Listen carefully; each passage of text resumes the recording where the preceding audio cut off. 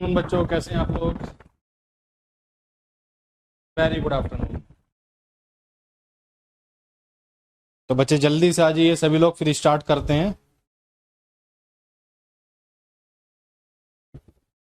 Very good afternoon Lalit. Good afternoon.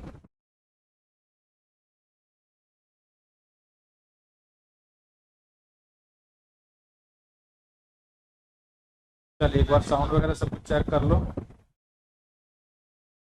बच्चे जल्दी से आ जाइए सभी लोग, फिर start करते हैं। ठीक है, मेरी तरफ से सब कुछ बिल्कुल परफेक्ट है। तो बच्चे पिछली क्लास में, Vishal good afternoon, very good afternoon Vishal. पिछली क्लास में हम लोगों ने आपका, वेरी गुड आफ्टरनून कविता। तो पिछली क्लास में बच्चे हमने टॉपिक स्टार्ट किया था आपका, हम आयरन कार्बन डायग्राम की बात कर रहे थे। ठीक है, कल क्लास में नहीं हुआ। कल आजकल थोड़ा सा इंटरनेट की प्रॉब्लम चल रही है। ठीक है, बारिश हो रही है तो ना कुछ प्रॉब्लम हो ही जाती है। क्लास आपकी जैसे ही स्टार्ट हुई तुरंत इंटरनेट गायब हो गया और क्लास बीच में ही ब्रेक हो गई। क्लास चलती रही होगी, मुझे पता भी नहीं चला कि रिकॉर्डिंग नहीं हो पाई होगी, लाइव भी नहीं हो पाई, तो वो पूरी कैंसिल करके मैंने आज फिर से आपकी क्लास रखी है। ठीक है, जो कल टॉपिक में कराने वाला था वो ना ही लाइव हो पाया और ना ही रिकॉर्ड हो पाया, इसलिए उस कॉन्सेप्ट को आज हम कवर कर लेते हैं। तो बच्चे पिछली क्लास में मैं आपको जो बता रहा था आयरन कार्बन डायग्राम की हम बात कर रहे थे, और इसमें मैंने आपको कुछ कुछ मेन पॉइंट्स बताए थे इसके बारे में। अगर इनमें से किसी भी पॉइंट को लेकर आपको डाउट है तो आप बिल्कुल मुझसे पूछ सकते हैं। ठीक है, बाकी आज हम एक नया कॉन्सेप्ट आपके स्टार्ट करने वाले हैं। चलो भाई, जो बेसिक मैंने आपको बताया था कि डायग्राम किस तरह से बना है, इसमें अगर किसी चीज को लेकर डाउट है तो आप बिल्कुल पूछ सकते हैं। आज हम इसको लेकर कुछ नए कॉन्सेप्ट समझने वाले हैं।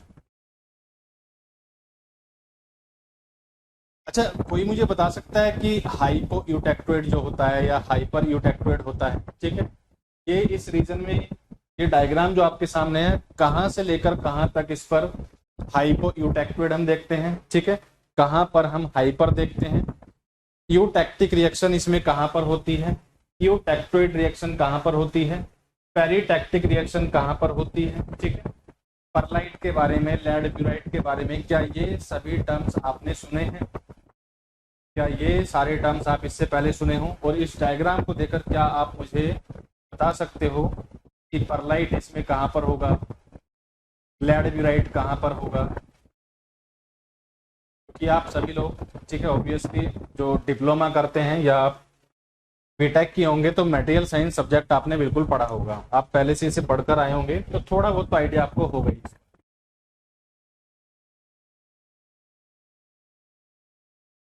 अच्छा, अगर मैं आपसे एक छोटा सा क्वेश्चन पूछूं कि सीमेंटाइट एक फेज है या कंपाउंड है, तो आप क्या बताओगे मुझे?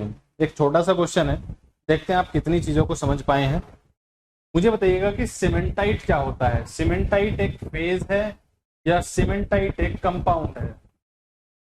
अगर मैं आपसे पूछूं सीमेंटाइट के बारे में, तो सीमेंटाइट क्या होता है? सीमेंटाइट एक फेज होता है या सीमेंटाइट एक कंपाउंड है? बोलो भैया, अगर एक छोटा सा क्वेश्चन मैं आपसे पूछता हूँ सीमेंटाइट को लेकर ही, तो आप क्या बताओगे कि सीमेंटाइट एक फेज है या सीमेंटाइट एक कंपाउंड है?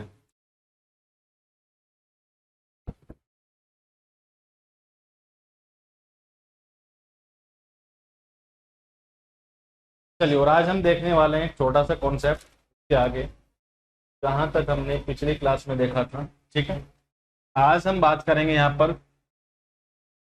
Carbon solubilities, carbon solubilities in various phases, carbon solubilities in various phases, compound है। वेरी गुड, ठीक है। तो ये क्वेश्चन घुमाकर पूछता है, ठीक है, आपसे पूछेगा कि जब हम आयरन कार्बन डायग्राम पढ़ते हैं तो इसमें हमें कौन कौन से फेज या कौन कौन से स्ट्रक्चर देखने को मिलते हैं। ठीक है, अच्छा, अगर मैं आपसे पूछूं कि हमने, चलिए मैं भी थोड़ा सा रुक कर उस क्वेश्चन को पूछूंगा स्ट्रक्चर की हम बात करेंगे कि जब हम आयरन कार्बन डायग्राम की बात कर रहे हैं तो इसमें हमें कौन कौन से स्ट्रक्चर देखने को मिलते हैं। ठीक है, हम इसमें परलाइट की बात करेंगे, लैडब्यूराइट की बात करते हैं। ठीक है, सीमेंटाइट की हम यहाँ पर बात करते हैं जो बेसिकली एक कंपाउंड है, और इसी तरह से हम फेराइट की बात करते हैं। अल्फा फेराइट हमने देखा, गामा ऑस्टेनाइट हमने देखा, डेल्टा फेराइट हम देखेंगे आगे चलकर, लेकिन हम यहाँ पर मार्टनसाइट की बात नहीं करते हैं। ठीक है, तो ये कॉन्सेप्ट आपका अलग है, इसे मैं आगे चलकर समझाऊंगा। तो अभी हम जो बात करने वाले हैं, हम देखेंगे कि कार्बन सोल्युबिलिटीज इन वेरियस फेजेस कितनी कितनी होती है। ठीक है, तो इसे याद करने का एक सिंपल सा कॉन्सेप्ट है, एक बहुत आसान सा तरीका है, देखिएगा ध्यान से। देखिए, अगर मैं आपसे पूछता हूं कि अल्फा, ठीक है, ये आपका क्या है, अल्फा फेज है। अगर आप इसकी बात करोगे तो ये क्या है, अल्फा फेज है। अगर मैं एक सिंपल सा क्वेश्चन आपसे पूछूं कि अल्फा फेज में कार्बन की सोल्युबिलिटी कितनी है, तो आप कितना बताओगे? ये जो फेज है आपका, ये कौन सा फेज है, अल्फा फेज है। और एक क्वेश्चन पूछा जाता है कि अल्फा फेज में कार्बन की सोल्युबिलिटी कितनी होती है, तो अल्फा फेज के आगे जो लगा हुआ है ये कॉर्नर जो है, ये पॉइंट जो है, यहां पर कार्बन कितना है, 0.025। तो आप क्या बोलोगे, carbon solubility in alpha phase is 0.025%।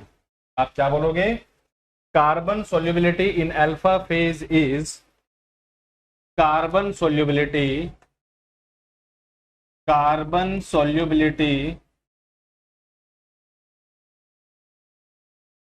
in alpha phase is 0.025%। ठीक है, इसी तरह से अगर मैं आपसे पूछता हूं कि गामा फेज के लिए, ठीक है, इसके ऊपर क्या है, ये आपका अल्फा फेज हो गया। अगर इसकी हम बात करेंगे तो ये गामा फेज है। अगर मैं आपसे पूछता हूं कि गामा फेज में कार्बन की सोल्युबिलिटी कितनी है, ठीक है, तो आप इसके आगे वाला ये पॉइंट देखोगे और क्या बताओगे कि carbon solubility in gamma phase is 2%। ठीक है, सिंपल सा कॉन्सेप्ट है, आपको ठीक उससे लगा हुआ पॉइंट देखना है और वही उसकी कार्बन की सोल्युबिलिटी रहने वाली है। ये पूरा आपका अल्फा फेज, इससे लगा हुआ पॉइंट, कार्बन की परसेंटेज कितनी है, 0.025। तो carbon solubility in alpha phase is 0.025%। इससे ऊपर गामा, लगा हुआ पॉइंट इससे 2। ठीक है, तो carbon solubility in gamma phase is 2%। सीधा पॉइंट नोट कर लेंगे यहां पर, carbon solubility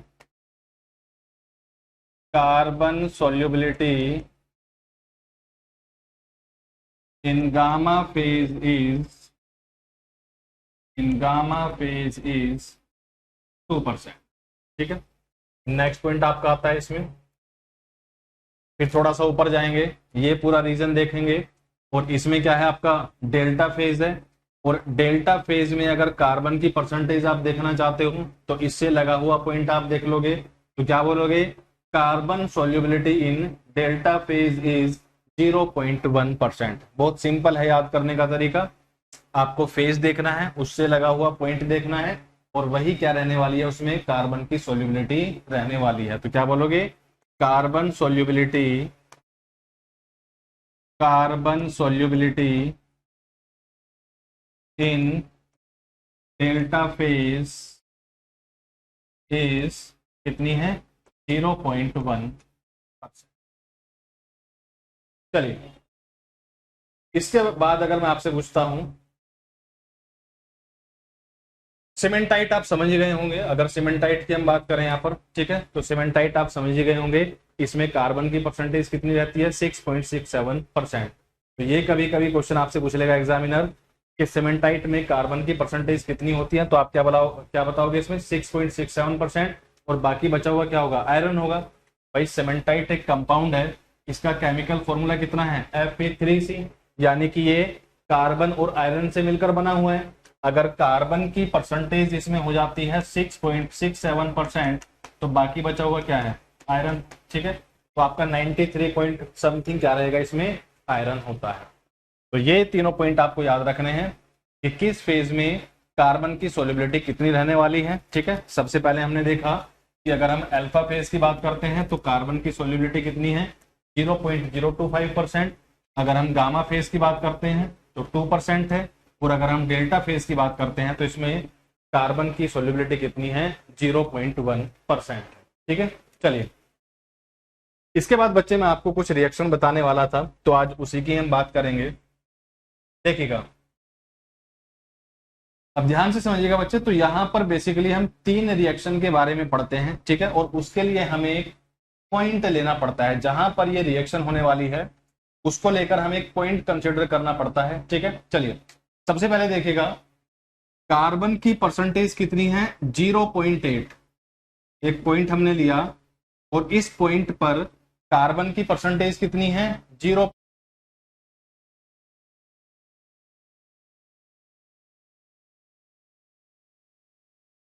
degree Celsius. Carbon की परसेंटेज कितनी है यहां पर, 0.8। कार्बन की परसेंटेज 0.8, टेम्परेचर 723 डिग्री सेल्सियस।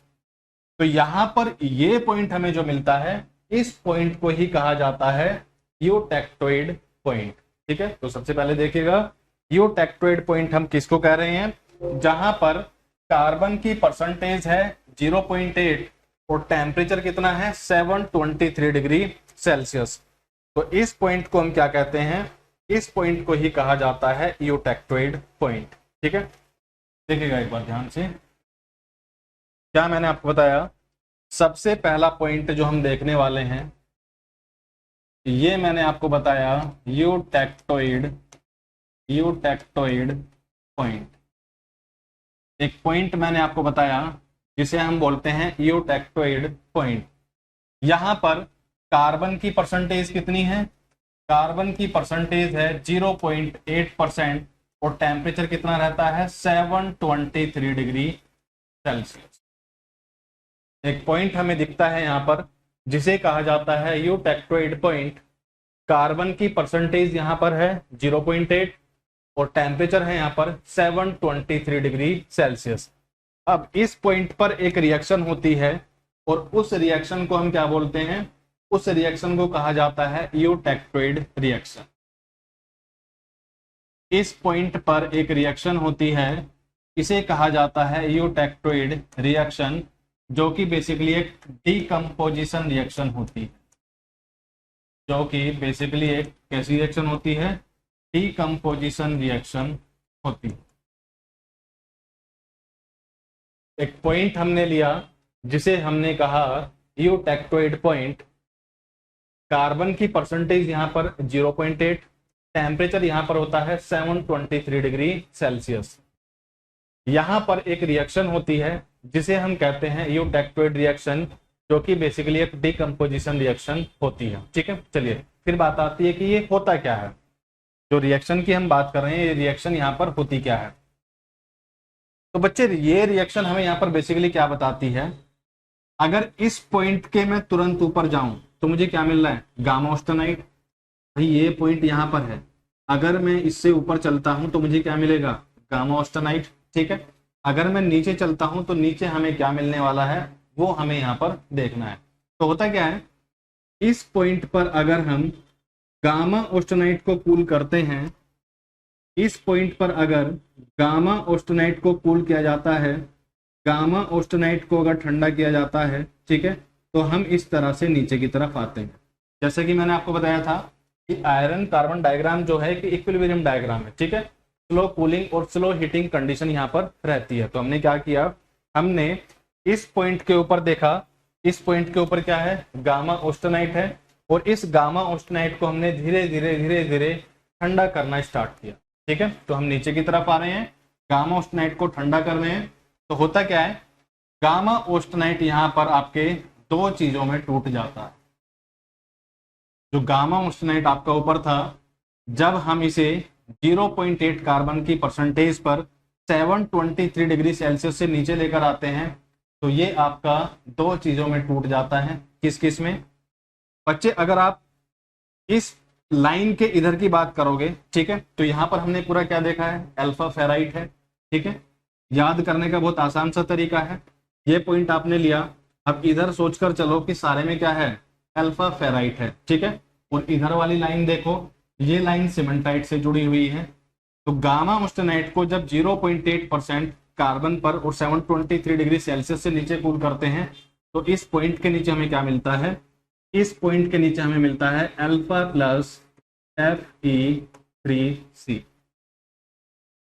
और क्योंकि यहां पर गामा जो कि एक आपका फेज था ये आपका दो चीजों में टूट गया है, एक आपका अल्फा फेराइट एक आपका सीमेंटाइट, इसी वजह से इसको हम क्या कहते हैं, डीकंपोजिशन रिएक्शन कहते हैं। ठीक है, तो बेसिकली यहां पर क्या हुआ है, यहां पर हमने क्या किया, हमारे पास जो गामा था इस गामा को जब हमने कूल किया, हमारे पास जो गामा था इस गामा को जब हमने कूल किया, जब हमने ठंडा किया तो ये किसमें कन्वर्ट हो जाता है, ये अल्फा प्लस Fe3C में कन्वर्ट हो जाता है। गामा ऑस्टेनाइट को जब 723 डिग्री सेल्सियस से नीचे टेम्परेचर पर लाया गया तो हमने देखा एक नया फेज हमें मिलता है यहाँ पर, और यह फेज किस किस से मिलकर बना हुआ है, यह फेज आपका अल्फा फेराइट और सीमेंटाइट से मिलकर बना हुआ है। ठीक है, और इस फेज को एक नया नाम हम देते हैं जिसको कहा जाता है परलाइट, इसी को कहा जाता है परलाइट।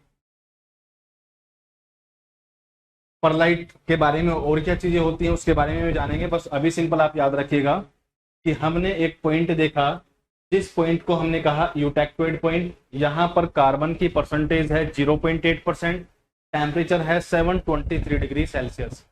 इस पॉइंट पर एक रिएक्शन होती है जिसे हम कहते हैं यूटेक्टोइड रिएक्शन, बेसिकली एक डीकंपोजिशन रिएक्शन है जिसमें आपका जो रिएक्टेंट है वो एक है और ये रिएक्टेंट दो प्रोडक्ट में कन्वर्ट हो जाता है जो कि अल्फा फेराइट और सीमेंटाइट से मिलकर बना हुआ है। ठीक है, और इस फेज को हम एक सिंगल नाम देते हैं जिसको कहा जाता है परलाइट, जिसको कहा जाता है परलाइट। तो हम बोल सकते हैं pearlite is a eutectoid mixture of ferrite and cementite.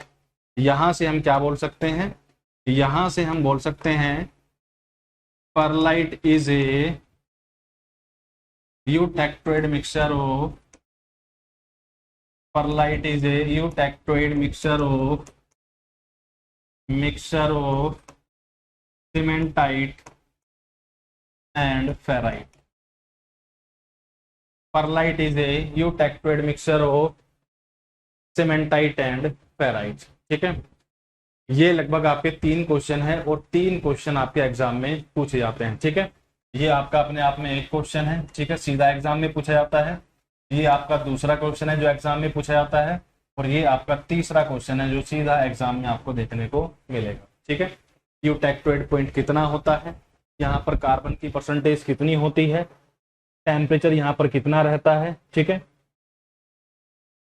Temperature यहाँ पर कितना रहने वाला है, यूटेक्टोइड रिएक्शन क्या होती है, गामा को अगर हम कूल करते हैं, गामा को अगर ठंडा करते हैं इस कंडीशन पर तो हमें क्या मिलता है, परलाइट मिलता है। परलाइट क्या होता है, eutectoid mixture of cementite and ferrite. ठीक है, ये अल्फा फेराइट और सीमेंटाइट से मिलकर जो बनता है इसी को हम क्या कहते हैं, इसी को कहा जाता है परलाइट। चलिए, अब इसके अलावा यहाँ पर और भी बहुत सारी चीजें हैं जो आपके एग्जाम में सीधा देखने को मिलती हैं। क्या, देखिएगा ध्यान से।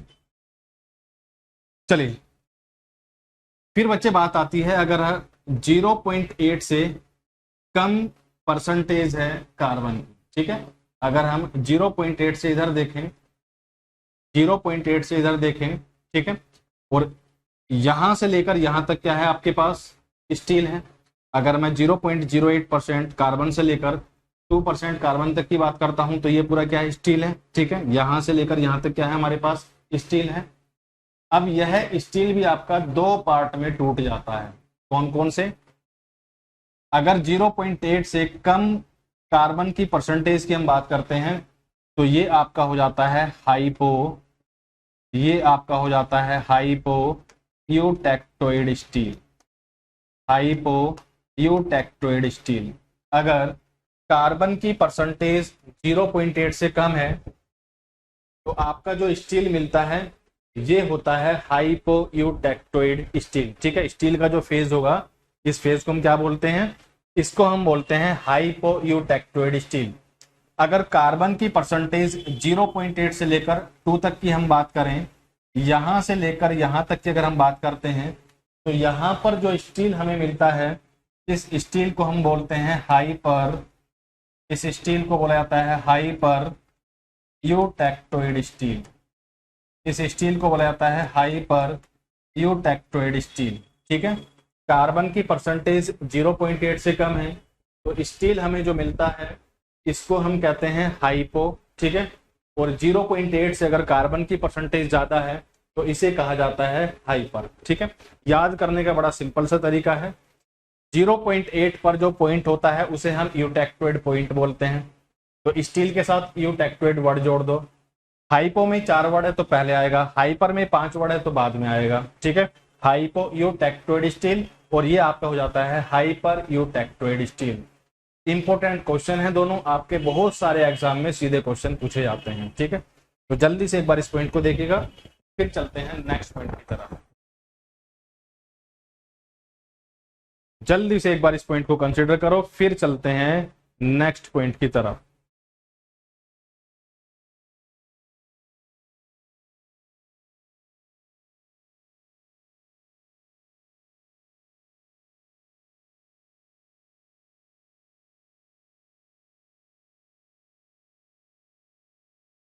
चलिए आगे चलते हैं फिर थोड़ा सा इसमें, फिर आते हैं बच्चे एक नए पॉइंट पर। फिर चलते हैं हम यहां पर एक नए पॉइंट पर, और इस नए पॉइंट को मैं एक अलग कलर से ले लेता हूं। चलिए पर्पल से लेता हूं। फिर आते हैं हम इस पॉइंट पर, ये वाला पॉइंट। तो हमने यहां पर देखा कि अगर इस पॉइंट से ऊपर हम चलते हैं तो सारी की सारी चीजें कैसी हैं, मोल्टन फॉर्म में है। ठीक है, हम यहां बोल सकते हैं कि लिक्विड है। ठीक है, जिसे हमने एल से लिखा हुआ है, लिक्विडस बोलेंगे, बल्कि लिक्विड सही वर्ड नहीं होगा, लिक्विडस होगा। इस पॉइंट के ऊपर जो सारा का सारा है वो क्या है, एल है। ठीक है, और इस पॉइंट के कोरस्पॉन्डिंग अगर हम टेम्परेचर देखते हैं तो यहाँ पर कितना टेम्परेचर है, 1147 डिग्री सेल्सियस है। तो एक नया पॉइंट हमें मिलता है क्या, ठीक है, एक नया पॉइंट हमें मिलता है जिसे कहा जाता है यूटेक्टोइड पॉइंट। ठीक है, यहाँ पर एक नया पॉइंट हमें मिलता है जिसे हम क्या कहते हैं, यूटेक्टिक पॉइंट। ठीक है, देखिएगा, तो एक नया पॉइंट हमें मिला है, एक नया पॉइंट हमें मिला कहां पर, सेकंड हमने देखा एक नया पॉइंट हमें मिला जिसे हम कह रहे हैं यूटेक्टिक पॉइंट। यूटेक्टिक पॉइंट, एक नया पॉइंट हमें मिला जिसे हम कह रहे हैं यूटेक्टिक पॉइंट। ये पॉइंट हमें कहां पर मिला है, जब कार्बन की परसेंटेज कितनी है 4.3% और टेम्परेचर कितना है 1147 डिग्री सेल्सियस। एक नया पॉइंट हमें मिला कहां पर, जहां पर कार्बन की परसेंटेज थी 4.3% और टेम्परेचर कितना था 1147 डिग्री सेल्सियस। ठीक है, यहां पर जो रिएक्शन होती है इसे कहा जाता है यूटेक्टिक रिएक्शन। यहां पर जो रिएक्शन होने वाली है इसे कहा जाता है यूटेक्टिक रिएक्शन। और यहां पर क्या होता है, जो आपका मेटल मोल्टन फॉर्म में था, जब इसको हम ठंडा करते हैं, जब इसको हम ठंडा करते हैं, ठीक है, माइनस डेल्टा एच हमें क्या दिखाता है कि हीट बाहर जा रही है। अगर मैं इसे लिखता प्लस डेल्टा एच तो इसका मतलब क्या है, हीटिंग हो रही है। और जब मैं लिखता हूं माइनस डेल्टा एच, इसका मतलब होता है कि हीट बाहर जा रही है। तो आपके पास जो मोल्टन फॉर्म में सब्सटेंस था, जब आप इसे ठंडा करते हो तो ठंडा करने पर ये जो कन्वर्ट होगा, देख लेते हैं एक बार किसमें कन्वर्ट होगा। तो नीचे की तरफ इस तरह से हम आ रहे हैं। ठीक है, नीचे की तरफ हम इस तरह से पूरा आ रहे हैं। ठीक है, मैंने कहा कि नीचे की तरफ हम इस तरह से आ रहे हैं। तो मैंने देखा कि अगर मैं इस पॉइंट के इधर चलता हूं तो अभी मेरे पास क्या है, गामा ऑस्टेनाइट है। और अगर मैं इधर चलता हूं तो मेरे पास सीमेंटाइट है। तो जब इस मोल्टन मेटल को ठंडा किया गया तो ये आपका गामा प्लस Fe3C में कन्वर्ट हो जाता है। जब आपने इस मोल्टन सब्सटेंस को ठंडा किया 4.3 कार्बन परसेंट पर 1147 डिग्री सेल्सियस टेम्परेचर से, जैसे ही आप नीचे आते हो तो ये आपका गामा और Fe3C में बदल जाता है, जिसे हम कहते हैं लेड ब्यूराइट। ठीक है, ध्यान रखिएगा, कि जब हमने इसे ठंडा किया तो ये आपका कन्वर्ट हो जाता है किसमें, ये आपका कन्वर्ट हो जाता है गामा प्लस Fe3C में। ये आपका कन्वर्ट हो जाता है गामा प्लस Fe3C में, और इसको हम क्या कहते हैं, इसको कहा जाता है लेड ब्यूराइड। इसको कहा जाता है लेड ब्यूराइड। इसको कहा जाता है लेड ब्यूराइड। ठीक है, तो हम क्या लिख सकते हैं, it is a eutectic mixture of austenite and cementite. अगर एग्जामिनर आपसे पूछता है कि लेड ब्यूराइड क्या होता है, अगर एग्जामिनर आपसे पूछता है कि लेड ब्यूराइड क्या होता है, तो आप क्या बोलोगे, it is a eutectic mixture of, it is a eutectic mixture of austenite and cementite, austenite and cementite. It is a eutectic mixture of austenite and cementite. याद रखने का आसान सा तरीका है क्या, सिंपल इमेजिन करो इस पॉइंट को। ठीक है, आपके दिमाग में ये पूरा डायग्राम छपा हुआ होना चाहिए। तो इसलिए मैंने कहा था कि इस डायग्राम को जितना बना बनाकर प्रैक्टिस करोगे उतना ही आसान होता है। और ये समझ लो कि भाई हर एक एग्जाम से यहाँ से एक क्वेश्चन आपको देखने को मिल सकता है। ठीक है, बहुत सारे एग्जाम ऐसे होते हैं जो कि यहाँ से सीधा एक क्वेश्चन पूछ लेते हैं। ये समझ लो कि ये डायग्राम अगर आपके दिमाग में सेट हो गया तो आपका 1 नंबर पक्का हो गया। याद करने का तरीका बड़ा सिंपल है, एक बार में सारी चीजें याद नहीं हो सकती हैं, तो चीजों को सुनोगे, बार बार प्रैक्टिस करोगे, बनाकर देखोगे, धीरे धीरे धीरे धीरे सारे पॉइंट आपके दिमाग में जाने लगे। ठीक है, चलिए, तो ये पॉइंट हमने देख लिया कि जब हमने इसे ठंडा किया तो ये आपका गामा प्लस Fe3C में कन्वर्ट हो गया, जिसे हमने कहा लेड ब्यूराइड। ठीक है, तो लेड ब्यूराइड क्या है, एक मिक्सचर है। किसका मिक्सचर है, ऑस्टेनाइट का एंड सीमेंटाइट का। चलिए, तो बच्चे अगर हम यहां पर बात करें यूटैक्टिक एलिमेंट जो आपके होते हैं, ठीक है, इसके लिए एक पॉइंट और याद रखिएगा कि जो यूटैक्टिक एलिमेंट्स होते हैं ये कैसे होते हैं, ये वीकेस्ट एलॉय होते हैं।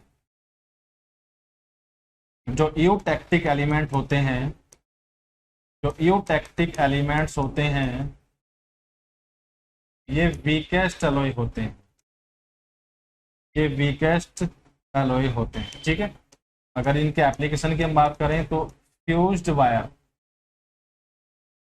फ्यूज्ड वायर सभी जानते होंगे, तो फ्यूज्ड वायर बनाने के लिए इनका इस्तेमाल किया जाता है। ठीक है, जो यूटैक्टिक एलिमेंट्स होते हैं ये वीकेस्ट एलॉय होते हैं, और अगर एक एग्जांपल की हम बात करें तो फ्यूज्ड वायर बनाने के लिए इनका इस्तेमाल किया जाता है। चलिए, अब बच्चे यहां पर जब हमने कार्बन को देखा, ठीक है, कार्बन की परसेंटेज को जब हमने देखा तो 2% से लेकर 6.67% तक हमें क्या मिलता है, कास्ट आयरन।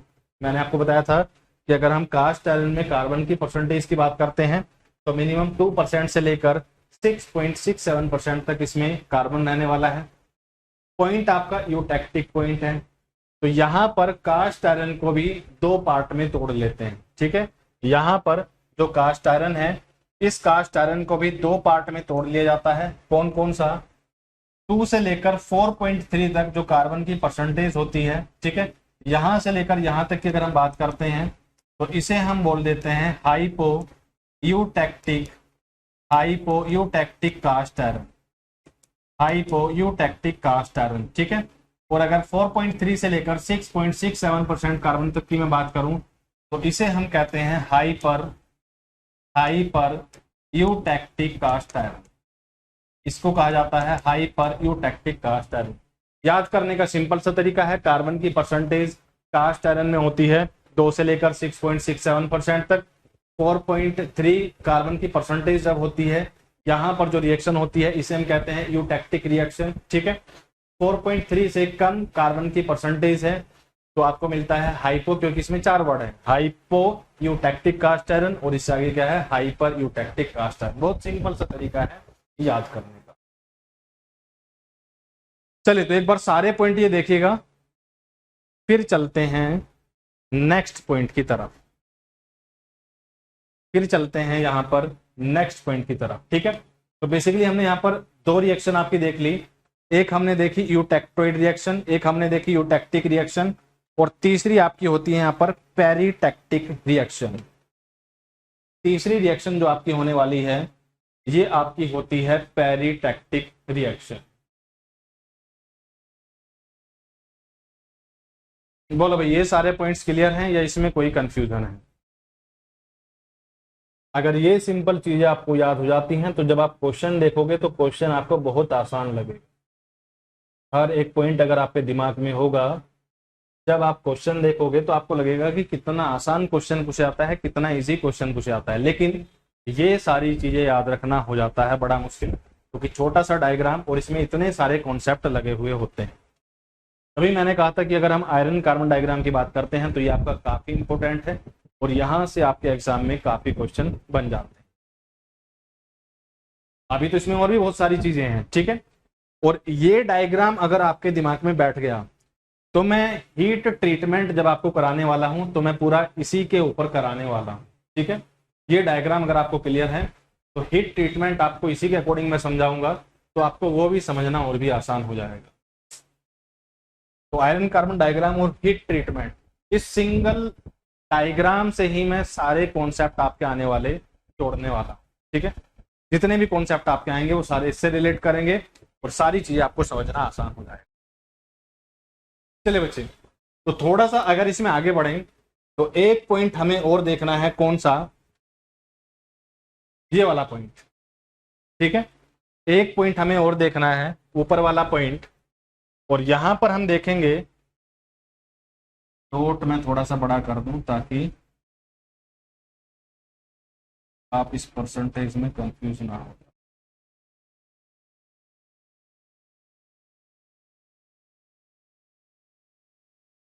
चलिए,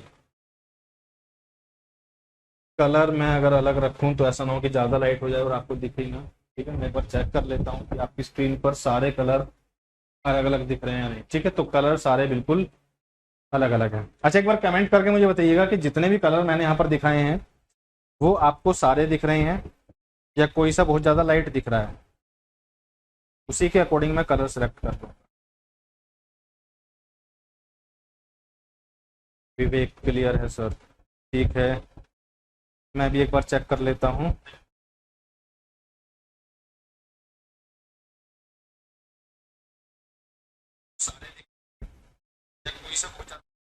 चलिए, बिल्कुल आपको क्लियर दिख रहा होगा सारी चीजें, ठीक है विवेक, वेरी गुड। तो बच्चे नेक्स्ट इसमें अगर हम चलते हैं, ठीक है, तो एक नया पॉइंट हमें कंसिडर करना है यहाँ पर, और वो पॉइंट कौन सा है? जहां पर है कार्बन की परसेंटेज 0.15%। तो एक नया पॉइंट हमें कंसिडर करना है और यहां पर कार्बन की परसेंटेज कितनी है? 0.15%। और जब मैं इससे नीचे आता हूं तो मुझे क्या मिलता है? गामा ऑक्टेनाइड, ठीक है। तो एक नया पॉइंट हमने लिया, ठीक है, एक नई रिएक्शन हमें देखनी है जिसको हम कहते हैं पेरिटैक्टिक रिएक्शन। एक नई रिएक्शन हमको देखनी है और तीसरी आपकी रिएक्शन होगी, और इस रिएक्शन को कहा जाता है पेरिटैक्टिक रिएक्शन।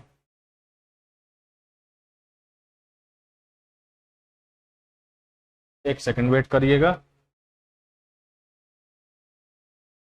चलिए, तो एक तीसरी रिएक्शन हमको देखनी है, ठीक है। एक तीसरी रिएक्शन हमको देखनी है जिसे हम कहते हैं पेरिटैक्टिक रिएक्शन। पेरिटैक्टिक रिएक्शन, ठीक है। यहां पर क्या होता है? ठीक है, सबसे पहला यहां पर जो कार्बन की परसेंटेज है वो 0.15% रहने वाला है। दूसरा, अगर टेम्परेचर की हम बात करेंगे तो 1492 डिग्री सेल्सियस यहाँ पर टेम्परेचर रहने वाला है। एक चीज तो आपको याद रखनी है, क्या? कार्बन की परसेंटेज यहाँ पर रहेगी 0.15%, और अगर हम टेम्परेचर की बात करेंगे तो ये आपका 1492 डिग्री सेल्सियस रहने वाला है। अब यहाँ पर होता क्या है, तो यहाँ पर थोड़ा सा आपका अलग कंसेप्ट लगेगा, देखिएगा उस चीज को यहाँ पर क्या होने वाला है। बच्चे ध्यान से सुनिएगा। देखिए, अगर मैं इस लाइन की बात करूंगा तो इससे इधर क्या है? डेल्टा। अगर मैं इस लाइन से ऊपर जाऊंगा तो सारा का सारा आपका जो मेटल है, ठीक है, ये आपका मोल्टन फॉर्म में है, ठीक है, ये आपका मोल्टन फॉर्म में है, और जिसके लिए हम सिंबल यूज कर रहे हैं कैपिटल एल, जिसके लिए हम सिंबल यूज कर रहे हैं कैपिटल एल, ठीक है। ये आप लिक्विडस कर लो, ज़्यादा सही पड़े। ठीक है, ये पूरी जो ऊपर वाली लाइन है ये हमें क्या बताती है, एल, यानी कि मेटल आपका मोल्टन फॉर्म में है, या हम बोल सकते हैं लिक्विड। तो ये सारी जो लाइन है यहाँ से लेकर यहाँ तक भी मैं जाऊँ, ये भी जाऊँ सारा, ये क्या है, ये आपका एल है। अगर मैं इन लाइनों की बात करूंगा तो यहाँ पर आपका डेल्टा जुड़ा हुआ है। ठीक है, तो इस लाइन के बीच में और इस लाइन के बीच में जो आपका फेज रहेगा ये किससे मिलकर बना होगा, मैं कह सकता हूं कि ये डेल्टा प्लस एल से मिलकर बना होगा। अगर मैं आपसे कहूं कि इस लाइन के बीच में, इससे इधर पूरा डेल्टा, इसके ऊपर पूरा एल, तो मैंने कहा कि इन दोनों के बीच में क्या, फिर तो डेल्टा प्लस एल। ठीक है, तो होता क्या है कि अगर आपको डेल्टा प्लस एल, ठीक है, कुछ आपका जो सब्सटेंस है वो आपका मोल्टन फॉर्म में है, ठीक है, लिक्विडस है, कुछ आपका डेल्टा फेराइट है, और ये फेज इन दोनों से मिलकर बना है। तो जब इसको हम 0.15 कार्बन की परसेंटेज पर और 1492 डिग्री सेल्सियस टेम्परेचर से नीचे जब इसको ठंडा करते हैं तो ये आपका गामा ऑस्टेनाइट में कन्वर्ट हो जाता है। ठीक है, तो क्या है यहाँ पर, जब डेल्टा प्लस एल को क्या बोलेंगे कि जब डेल्टा प्लस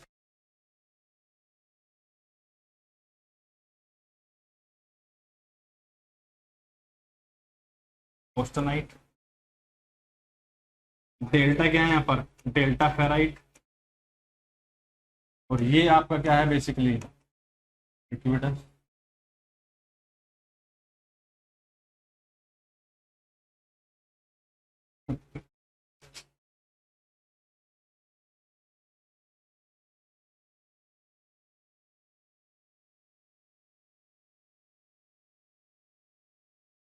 बोलो भाई, तीनों पॉइंट आपको क्लियर हुए या कहीं कोई कंफ्यूजन?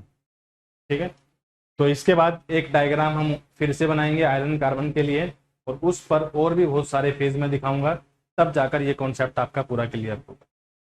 तो जल्दी से एक बार ये सारे पॉइंट देखो, इसमें अगर कोई डाउट है तो आप बिल्कुल पूछ सकते हो। एक फ्रेश डायग्राम हम बनाएंगे आयरन कार्बन के लिए, और उस पर फिर से कुछ फेज समझेंगे। ठीक है, क्योंकि अगर मैं इसमें ही सारा कुछ बना दूंगा तो बहुत ज़्यादा कॉम्प्लिकेटेड हो जाएगा बाद में समझने के लिए, रिवाइज करने के लिए। ठीक है, क्योंकि अभी इसमें इतनी सारी चीज़ें आ गई हैं, तो एक फ्रेश डायग्राम और बनाते हैं। ठीक है, और सारे कॉन्सेप्ट को उसमें लेकर आते हैं। चलिए, तो जल्दी से एक बार यहाँ तक देखो, फिर चलते हैं नेक्स्ट पॉइंट की तरफ।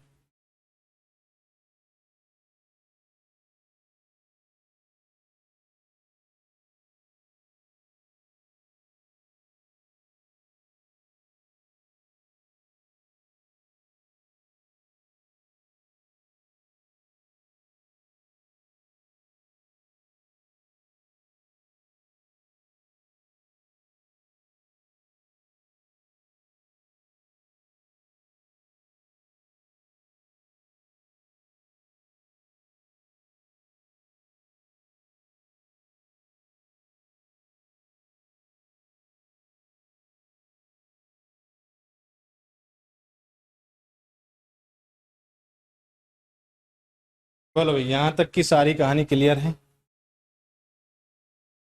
अच्छा, कुछ क्वेश्चन है मेरे पास अभी, तो एक बार क्वेश्चन देख लेते हैं कि आप कुछ आंसर कर पाते हो या नहीं। एक बार कुछ क्वेश्चन देख लेता हूं मैं, और शायद क्वेश्चन जो मेरे पास हैं इसके लिए सारे कॉन्सेप्ट हम देख चुके हैं। चलिए देखिएगा, पहला क्वेश्चन आपके सामने है। अब देखना क्वेश्चन कितने आसान पूछे गए हैं। ठीक है, और ये आपके एसएससी जेईई और बाकी के जो एग्जाम्स होते हैं उनमें पूछे गए हैं। देखिएगा कितना आसान क्वेश्चन है। क्या कहता है, steel with carbon below 0.8% is cold. ठीक है, अगर स्टील में 0.8% से कम कार्बन की हम बात करते हैं तो इसको क्या कहा जाता है? एक बार आप क्वेश्चन देखो, ये क्वेश्चन आपके एग्जाम्स में ही पूछे गए हैं।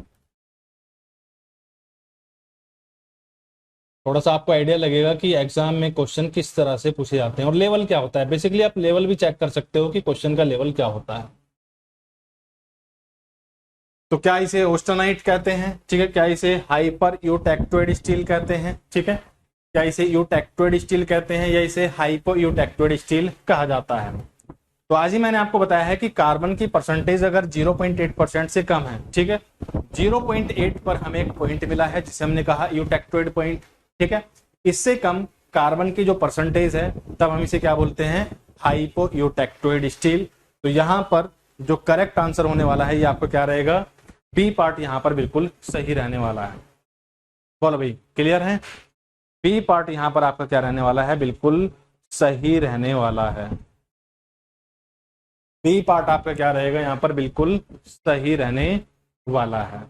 क्लियर है? ठीक है, वेरी गुड। बी पार्ट क्या रहेगा, बिल्कुल करेक्ट होगा।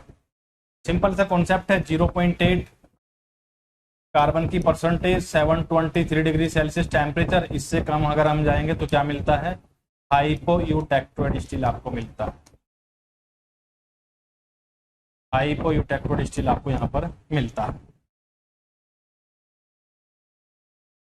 चलिए एक क्वेश्चन और देखिएगा, एक क्वेश्चन और देखो, और ये आपका एसएससी जेई 2018, ठीक है, 25/1/2018 का क्वेश्चन है। एक क्वेश्चन और देखो, austenite is a solid solution of carbon in,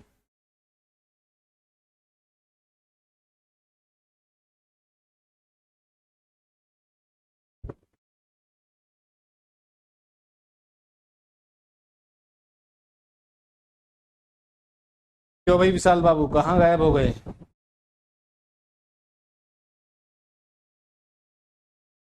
अच्छा, पुरानी आपकी जो रिकॉर्डेड वीडियोस पड़ी हुई है ना, तो स्पीड थोड़ी बनाकर रखना है। जो आपका रिकॉर्डेड कंटेंट है, ठीक है, तो वो आपको वीडियो लग रही होंगी कि 2 3 4 5 ऐसे ऐसे गिन रहे होंगे, लेकिन उसमें एक एक क्लास 4 4 5 5 घंटे की भी है। आपकी जो रिकॉर्डेड क्लासेस पड़ी हुई हैं ऐप पर बच्चे, वो जो कंटेंट है आपका वो अच्छा खासा कंटेंट है, ठीक है, क्योंकि जब आप क्लास देखोगे ना तो 3 3 4 4 घंटे की क्लास है। पहले जो क्लास होती थी वो थोड़ी लंबी क्लास होती थी, ठीक है, अब तो क्लास 1 घंटे या ये 1.25 घंटा में छोड़ देते हैं। तो मेरे पास जो आंसर है, ठीक है, इसमें आपका डेल्टा, और डेल्टा मुझे लगता है गलत है।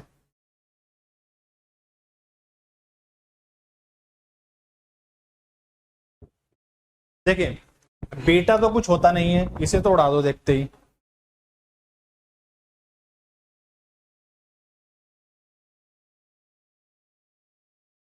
कर जाएगा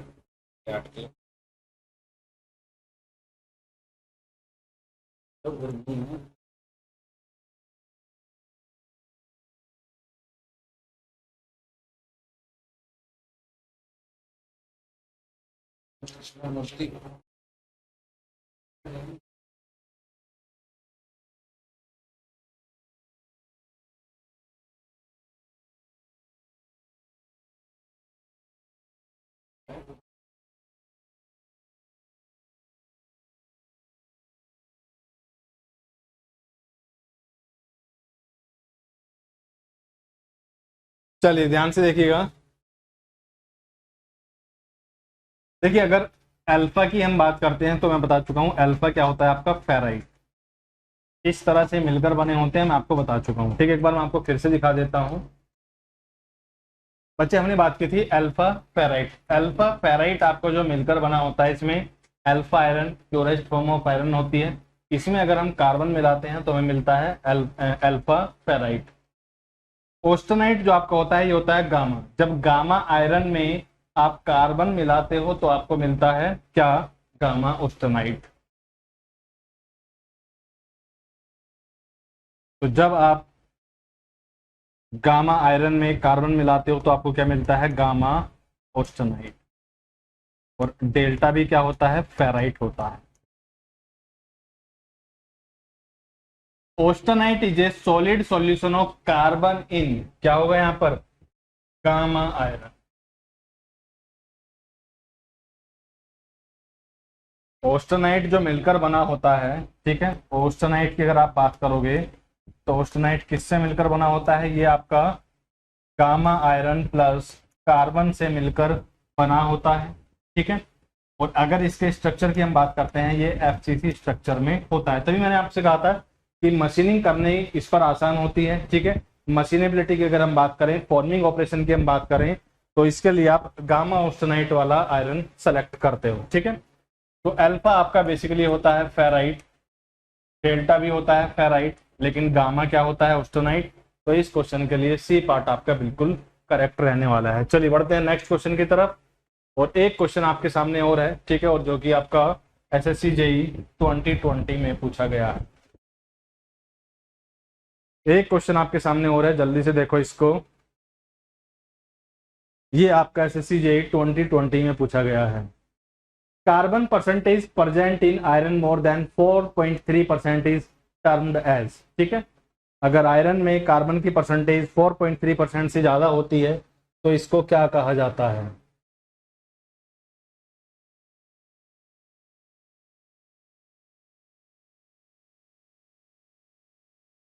carbon percentage present in iron more than 4.3% is termed as, इसको हम क्या कहते हैं।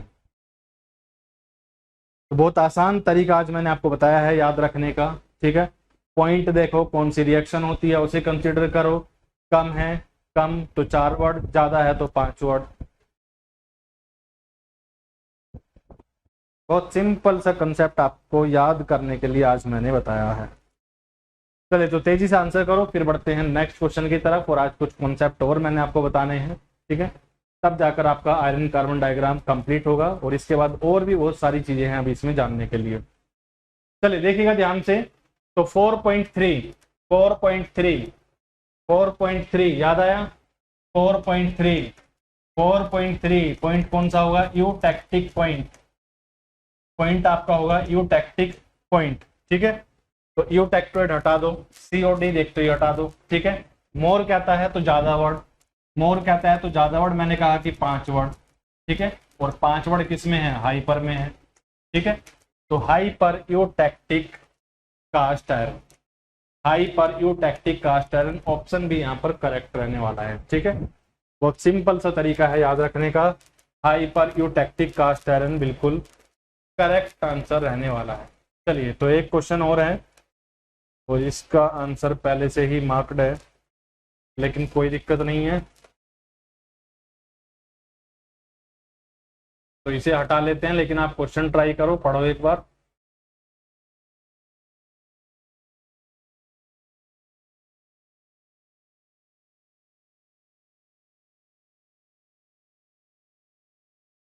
आपको क्वेश्चन समझना है तब आंसर करना है।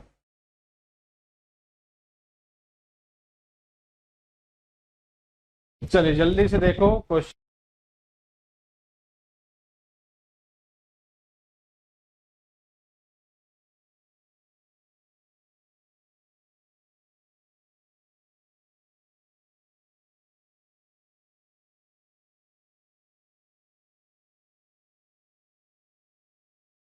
Iron is the magnetic allotrope of iron, ठीक है। देखिए एक मैंने आपको बताया था, ठीक है। सबसे पहला बीटा, तो यहाँ पर हमने कुछ देखा ही नहीं है, तो बीटा तो देखते ही हटा दो, ये तो देखते ही उड़ा दो, बीटा को तो देखते ही उड़ा दो, ठीक है। फिर मैंने आपको एक लाइन बताई थी, और ये लाइन हमें कहां पर मिली थी, जहां पर टेम्परेचर था 768 डिग्री सेल्सियस। और ये लाइन हमें कहां पर मिलती है, उसे क्या कहते हैं, क्यूरी पॉइंट टेम्परेचर कहा जाता है, ठीक है। क्यूरी पॉइंट टेम्परेचर कहा जाता है, ठीक है। अगर इस लाइन के नीचे की हम बात करते हैं, तो आपका जो आयरन रहने वाला है इसमें क्या होती है, मैग्नेटिक प्रॉपर्टी।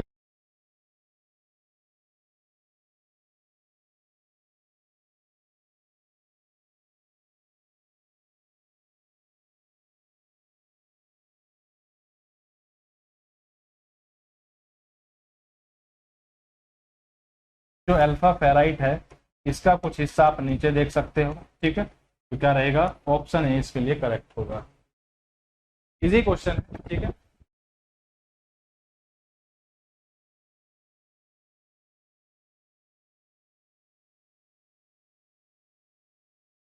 ये देखना है आपको कि वो कौन सा आयरन होता है जिसमें मैग्नेटिक प्रॉपर्टी होती है, तो ये आपका कौन सा होता है, अल्फा। ए पार्ट यहाँ पर करेक्ट रहने वाला है, ठीक है। चलिए।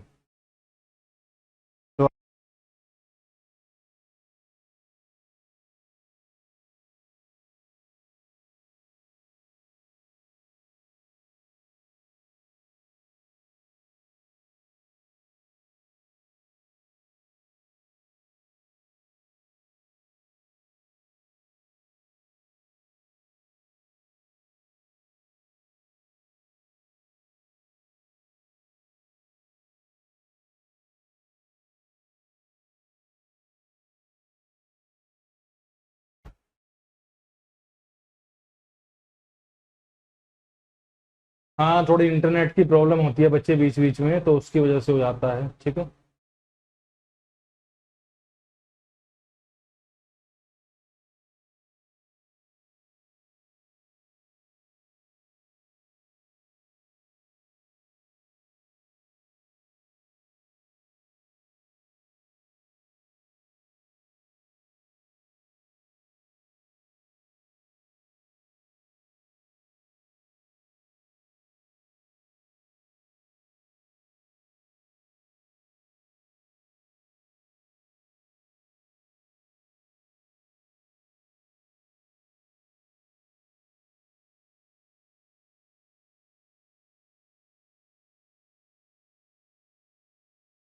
चलिए ठीक है, बिल्कुल सब कुछ ठीक होगा।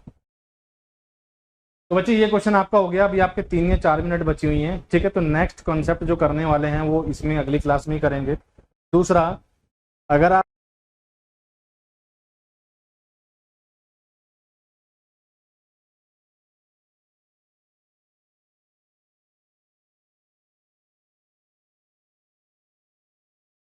क्लास में आपका भी जो कंटेंट चल रहा है सेम यही चीजें मैं अपलोड कराने वाला हूँ।